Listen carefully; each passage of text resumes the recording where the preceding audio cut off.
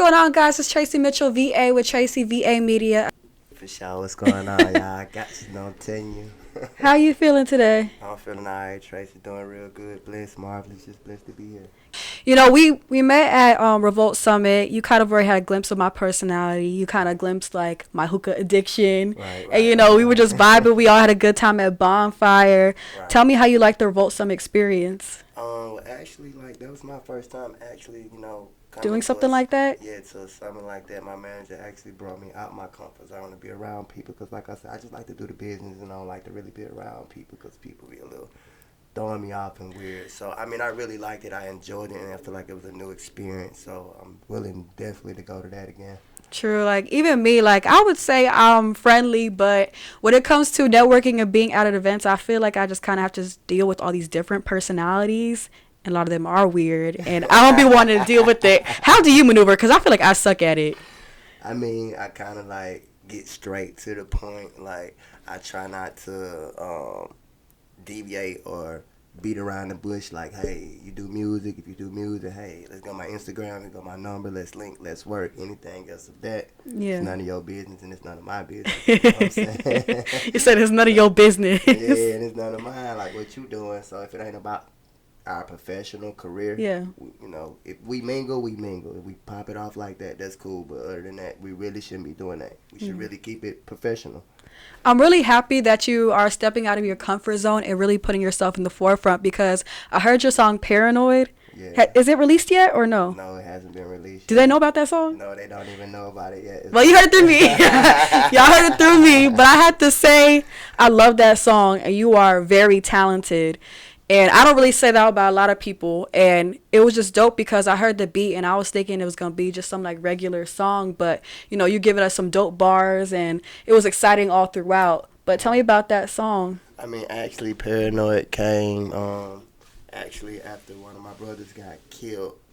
So after he got killed, I was kind of moving around. I stopped staying home and, doing things outside of my comfort zone. So it actually made me paranoid, like driving to other states, getting hotels and sleeping there. Nobody know where I'm at. Phone on Do Not Disturb, recording when I'm doing that. Mm-hmm. Then when I leave there, go to another state, talk to everybody on the road, then turn my phone off to where I get to where I'm going. So it made me extra a little paranoid to the point where I can get back to where I'm comfortable with life and talking and telling people my location and ETA, Yeah, that's a thing that's just in the media right now. People just giving their location. Yeah. Did you ever have to learn the hard way when it comes to location? You could say not the hard way, but I learned because certain people always want to pull up on me at certain events where I was at, and it just didn't got mix. Too much. It just didn't mix. So I was just like, okay, when I'm on a business event, like, I don't need nobody around me. I don't need nobody distracting me. No woman, no friends, no homeboys, no cousins. Just the business. Let's just handle the business, and then after that, we could do whatever.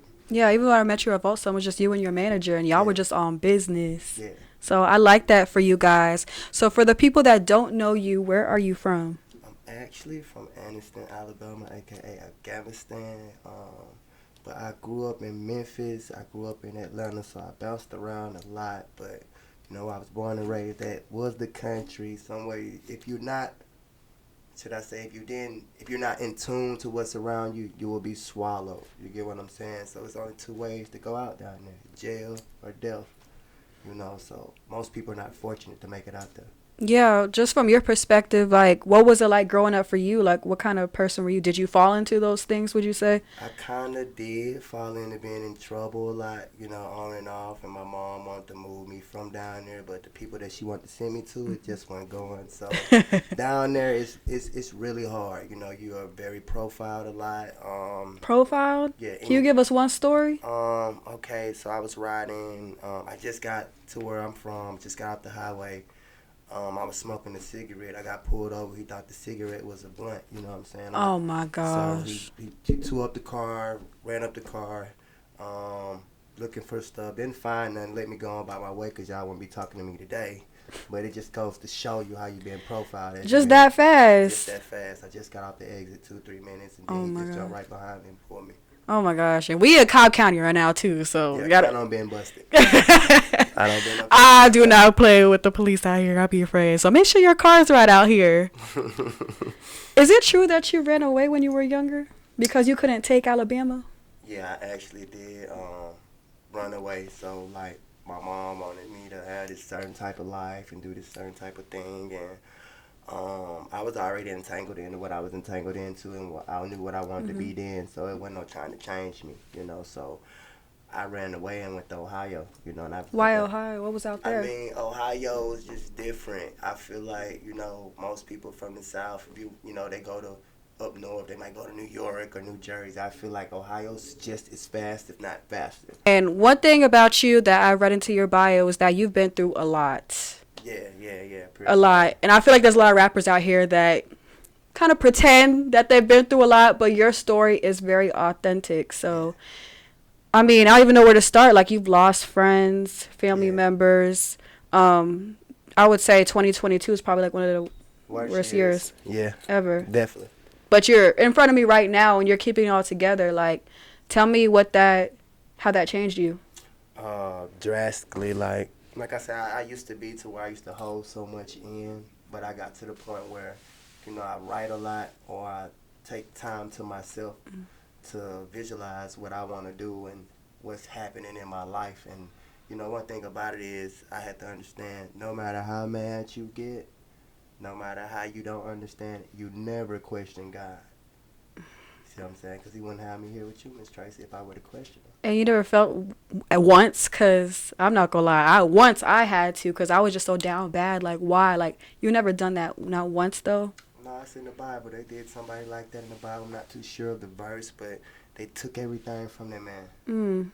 Job. You see what I'm saying? Job. They took everything from him. He never said nothing to belittle the Messiah. Then he got his ultimate blessing.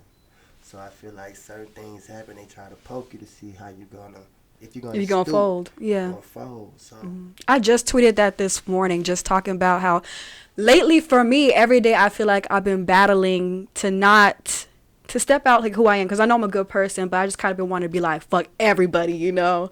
Yeah. And that's just been hard for me to do. I mean, what I feel like when it comes to my music, I feel like that, you know. Nobody. I'm not trying to do music like you guys. I'm trying to do music better than you guys. You know, I felt you guys that. Don't take your time. You rush and let the drugs make your music, when that's not music. I felt that, and like I said in Paranoid, I heard just that you're like very much a perfectionist when it comes to making your music, for sure. Can you tell us about the first time you performed? Yeah, the first time I performed, y'all, I was doing so much, jumping around on stage, out of breath, didn't know, you know. Barely rapping the verses, barely could breathe, so I learned a lot. But my first time before, I was like 12, 13, you know, like that, like in front of a big crowd like that. Where was it at? It was actually in Gaston, Alabama, at a club called 231. Future opened up that night. He had a show that night, so a couple of artists from around the local, we opened up for him that night. And that was your first show? Yeah. Damn. What? Yeah. Future show, your first one? Yeah. What did that tell you? Because if that was me and if I was a rapper, I'd be like, damn, like, this is where I'm supposed to be. It told me, like, it's time to leave here. It's time to leave. Like, I got shit to do. It's time to level up. He liked it, what I was doing, but, you know. He talked to you? Yeah, it was quick. It was quick. It wasn't no, I don't do this. Just liberate your heart. And he kept it moving. And I said, I got to take that and strive. I'm sure he don't say that to everybody. Nobody. Damn. Nobody. Damn. I'm really rooting for you. I hope well, I know it is, but don't get distracted by nothing else, please, because your sound, your music, we need that for sure. Appreciate it. For sure. Appreciate that. Is it true your aunt took you to college parties when you were younger? Yeah, so I was like a baby. I was like, what the fuck? Like, I was like 8, 7, 6. So my mom had 3 kids. You know how it is for a young single woman. You know, she working, she doing this, she doing that. So I went with my auntie. So my auntie used to take me to all the college parties, all the high school parties. They used to leave me in the car, watch me, sometime bring me in the party, As I got older, all the DJs, all the people that promoted, they all knew who I was. So it was a little easier for me. Dang, it sounds like you were just set up for music. Yeah. And I also heard you had a family member in Ohio when you were out there, and they worked with Bone Thugs and Harmony. Yeah, he actually used to produce and engineer for Bone Thugs and Harmony. So I didn't even know that until I got out there. It kind of shocked me. So I was like, oh, nah, you just, all right, he's just doing some work. You probably just around them or something. But he actually took me around them, and yeah, it was a whole experience as a young guy, though. You know what I'm saying? What'd you learn from that experience? Just being humble. Actually being humble, and not going in thinking you know it all, because anybody can teach you something. Like I said, them people taught me a lot up there about the game too. So I just enhanced it coming around Snootie. You know what I'm saying? And I want to start talking about that too, because after Ohio, I'm guessing you moved to Atlanta, and that's where you got exposed to other rappers, and you started collaborating with them. Tell me, who was your crew? Like, who were you all around? Well, man, I was around a lot of people, but I was around Rio Diego, Scotty Mean, CIP to him. I was around C White, great artist, great white boy, great artist. I was around Dollar Boy. I was around Tit, 2 Chainz before he was 2 Chainz, Young Cannon, Young Knox, just around a whole lot of people. Lord South, Smack Butter. Like, when I say I got out here and hit it, I really got out here and beat feet. Like, did you move to Atlanta just for? I moved to Atlanta just for that, so I was homeless when I first got here. But you were ready though, like you knew you were gonna be. I already knew what I was gonna do. I knew how to make money. I knew when these guys go to sleep, I need to be up. Damn. Tell me, what's your relationship with Snootie? Snootie's really like my God, my godfather. Like, really took me in off the streets, really looked after me since day one, been there with me majority all my career till he left me. I was, like I said, I was sleeping on the floor. He seen me sleeping on the floor in the studio on the mat instantly. Made me get my stuff up, put my stuff in the car, and come to his house and start working with me. So it's been like that for years. You would say that was the one artist or person that just changed your life? Yeah, he did change my life. Drastically. Fast, too. And unfortunately, I believe he passed February 2022. Yeah, he did pass. What was that day like? Where were you, and how'd you find out? I just left Snootie the week before. So I just left him. Me and him was going to studios, doing all this, recording, getting paperwork together, shooting videos. So I actually got the call that morning, and I really wasn't even expecting it. It shocked me. It shocked me. But I talked to him that night. He seemed like he was fine. Usually he tell me everything, like, hey, I got this going on, or I might need you to leave Atlanta and come here, but it was never none of that. Like, he seemed like he had everything under control. So it just shocked me. It blew me in. My brother, little Snootie, just a whole nother way. Where we ain't trusting nobody. Can't trust you. That's what you learned from that? Yeah, definitely can't trust you. I So don't want to go to sleep around. I feel that one. How did you feel about the Trouble story? Because you've been in Atlanta for a while, too. And that's a sad situation, too, because I ain't go, like, I have people I go see the same type of way, though. You know what I'm saying? Pulling up to the crib. Yeah. That's just certain men they just different towards certain women. And I feel like certain women should let certain men know that they have statuses, what's going on a little bit more in your life, so we can get to understand how we need to move with you and around you. It's a really sad situation, but I feel like that's something we all just need to talk about, especially like mothers. They need to instill that in their sons, like, before you go to that girl's house, like, know what her situation is, because this happened to person A, B, and C. That's right. Who do you feel like you learned the most from your music journey? The most? Oh, man, if I could put all of them in the pot, that'd be real good. If I could put all of them in the pot, because I basically named everybody I learned from. But the most far as paperwork and business, I learned from Snootie. A lot of people don't know about the business. They don't know about the paperwork, the split sheets, the business, the entertainment lawyers, all that. I learned all that from Snootie. He sat you down about it? He sat me down for, I'd say, like, some years. He set me on the show until I learned the game. So, why do you think he looked out for you so much? What he used to always tell me was he sees so much of him in me. Like, everything that I was doing and going through, he did. So it was just shocking. And I'm not his child, you know what I'm saying? Yeah. Little nigga, like, what you little dude, like, yeah. Let me keep you with me, because I just did that a couple years ago. Let me show you how you was supposed to do That's that. real. So. Sounds like a really good friend, for sure. Definitely hate I lost him. Tell me, going back into your music, like, describe your sound for the people that haven't heard your music. I know what it sounds like, but describe it yourself. I say, man, it's very melodic, orthodox. I'm a big broad fan to music. I just don't have one genre. I listen to everybody. What you be listening to? Like, for example, you know, I listen to Uno, Activist. You know. Me too. I might listen to Can Can. You know, I listen to. You like the rage So I dudes. listen to a lot of underground because really that's music. So, what do you expect for the remainder of 2022?